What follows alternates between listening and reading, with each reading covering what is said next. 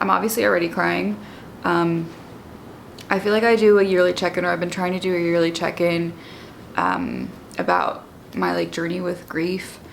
Today is 3 years since I lost my mom. And for some reason, like, it hit hard last year. It hit hard the first year. And I think it's hitting even harder this year somehow, like harder than the other two, hence why I'm crying. I went home today and spent the day with my dad and my brothers, as I do every year. It just feels like I wake up in the living room, because that's where I sleep, and at 1 a.m. 3 years ago, I held my mom's hand right next to where I sleep and watched her pass away. So it was weird. I woke up sad this year. I know my mom wouldn't want me to be sad, but I think I just like can't separate myself from the sadness this year. I think there's a lot of things that are causing that. I think one of them is like my mom always wanted to go to Alaska. We talked about in 2020, after the pandemic was over, that, you know, if dad and her wasn't going to take a trip, I was going to take a trip with her to Alaska. She loves wolves. She loves nature. She was an environmental scientist. And all she wanted to do was go to Alaska and see the Northern Lights. Or just see Denali National Park. And the Christmas before she passed, we had gotten her a trip for the next June, her 30th wedding anniversary with my dad. She was doing really good at that time. And she was gonna go to Alaska. Finally. And I have a video of it. She was so emotional. She didn't even realize at first. She thought we were just getting her like Alaska themed things.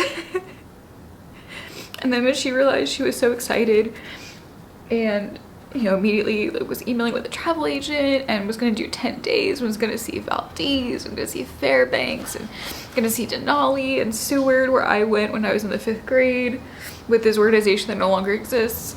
And then obviously, like, my mom passed September before she was supposed to go.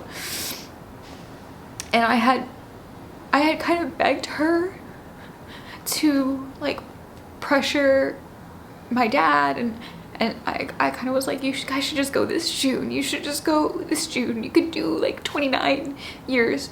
And she wouldn't do it. So now we're talking about going and spreading her ashes in Denali National Park. And I was good. I've been helping to plan this trip. I was so good. I figured out where to go, figuring out what to do, hotels, flights. Like, I've been really helping with this whole thing because it's really hard for my dad right now. And I don't know, I just came home and was like, oh, I should figure out if we could do a tour of Denali. And then it just hit me like,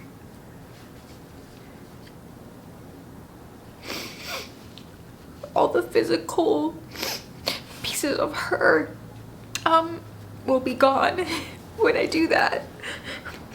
When we go out there and when we spread her ashes, she'll be gone again.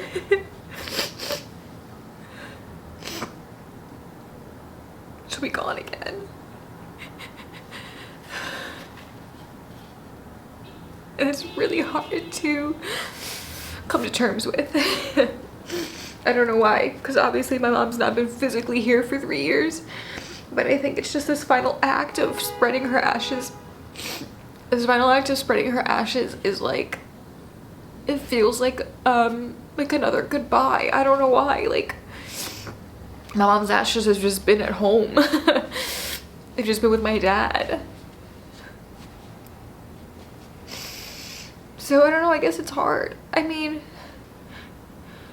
I also think like the reality of like the world is like a much different place this year than it was last year, and I think I had hope last year, and I think I have less hope this year, and I'm just praying that we can make it to Alaska in time to see the Alaska she wanted to see.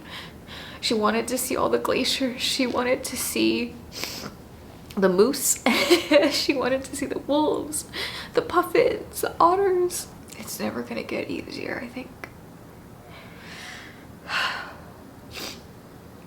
It's never gonna get easier. It's just gonna be like this forever because I love my mom so much. And I'll never stop loving her. And I'll never stop looking for her in nature, and my dad and my brothers and her friends. Like, I'll never stop seeing pieces of her. And so thank God it won't get any easier. Because if this is like, you know, if this is the burden of love, then I'll happily bear it.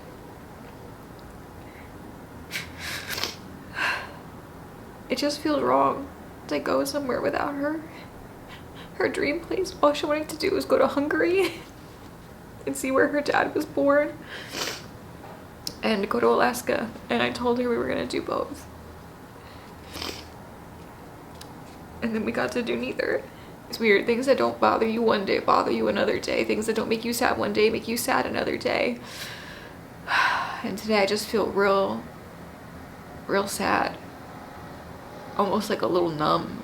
Grief is something, man. I think what's hard is like things have been so chaotic in the world, in my life, in my job, that on the daily I don't have the time to just sit and miss my mom, because unfortunately, like, it feels like it's been 10 years and 1 year and 2 days and 6 months since my mom passed away. And sometimes it doesn't even feel like my mom's passed away. Sometimes it feels like I'll come home and I'll walk into the living room and I'll see her on the sofa playing Animal Crossing.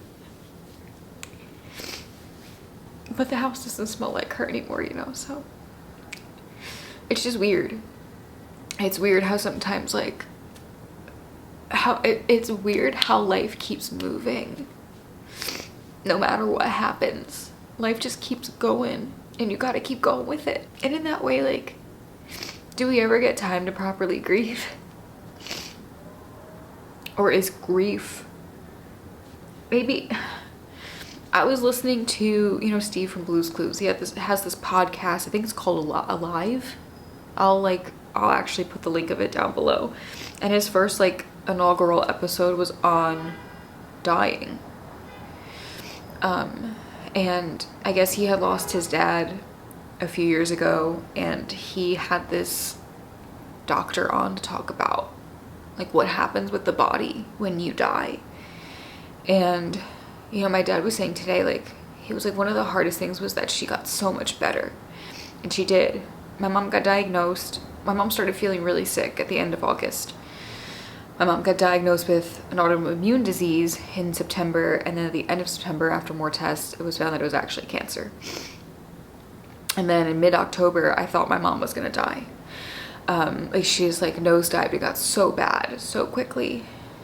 And then, like, Christmas, things just turned around, and she came back home and she could breathe again, and she didn't need oxygen all the time. It just felt like, you know, she was telling me that she thinks she has years, not months, like, you know, 5 years max, but she has 5 years, 5 good years with us.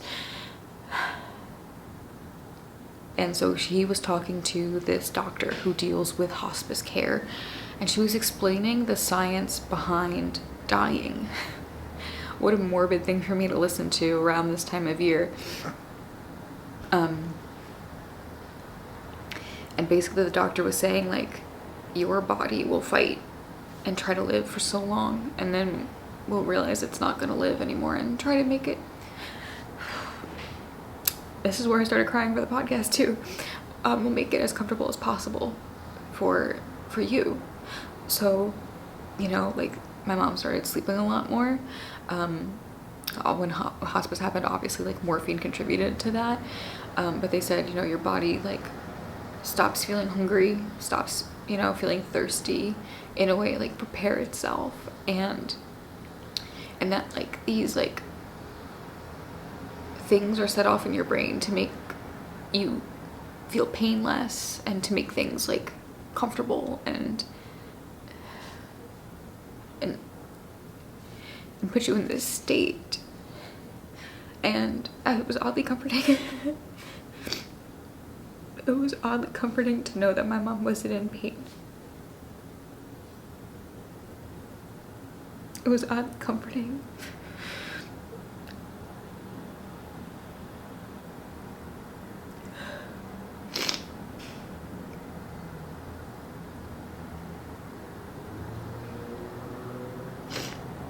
Yeah.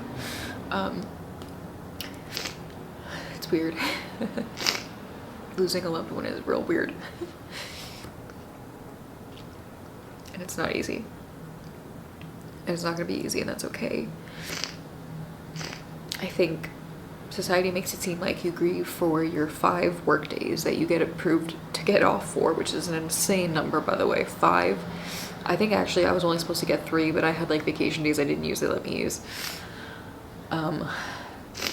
You get your like 3 vacation day approved days to grieve, and then you're just fine. And I think people are so weird about death. People are so weird about dying. People are so weird about grief that there is this assumption that someone dies, you grieve, and then you get over it. And I think maybe, thankfully, I'm young enough to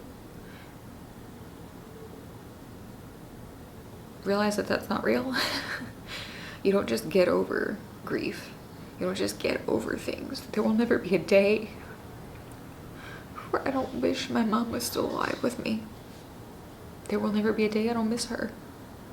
There will never be a day where I would give up everything for 5 minutes.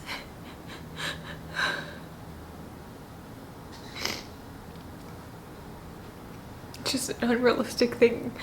It's unrealistic for people to expect people to just grieve and get over it. Unless you're like, you know, like a legitimate psychopath, then yeah. But grief is something you will carry with you. Grief is something you will carry with you for the rest of your life. And I guess I'm just learning not to fight it. I guess I'm just learning not to wait for the perfect moment to cry. I think I'm learning that it's okay to still reach out to people and say, hey, I'm having a real hard day today. And I think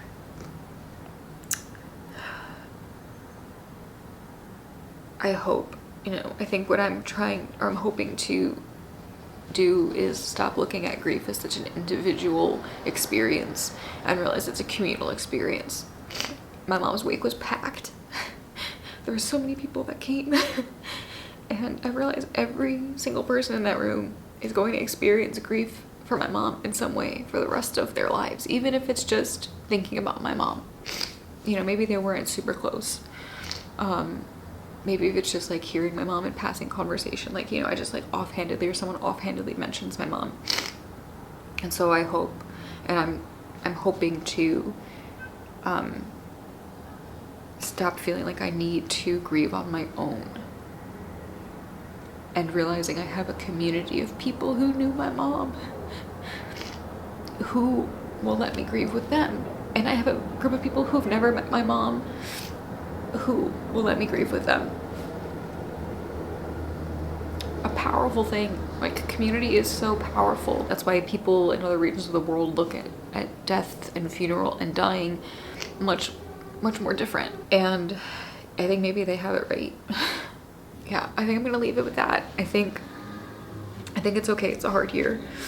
I think it's gonna be okay that the rest of the year is also gonna be hard. I think it's okay that I'm gonna cry the entire way to Alaska, the entire trip through Alaska, and definitely the day we spread my mom's ashes in Alaska. And I think that's okay. I think that's what I've learned. It's okay.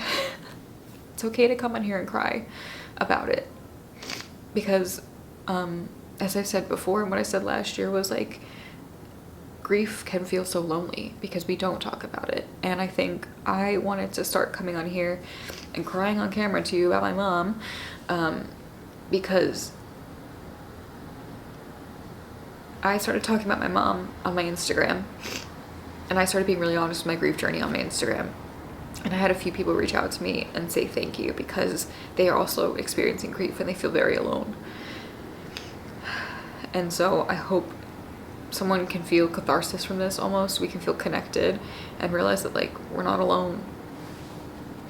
We're our own little community of grief and experiencing grief. It's okay that at 3 years, you're still crying on the anniversary of their passing. I think it's okay that maybe next year I won't, or maybe next year I will, or maybe I'll be good for the next 3 years, and then 3 years later it'll hit me. You know what I mean? I think it's okay. Everybody's journey is okay. I think most important is just that we allow ourselves to grieve properly, however we feel that is. So anyway, yeah, I hope you guys have a great day, and I hope you see something beautiful this week.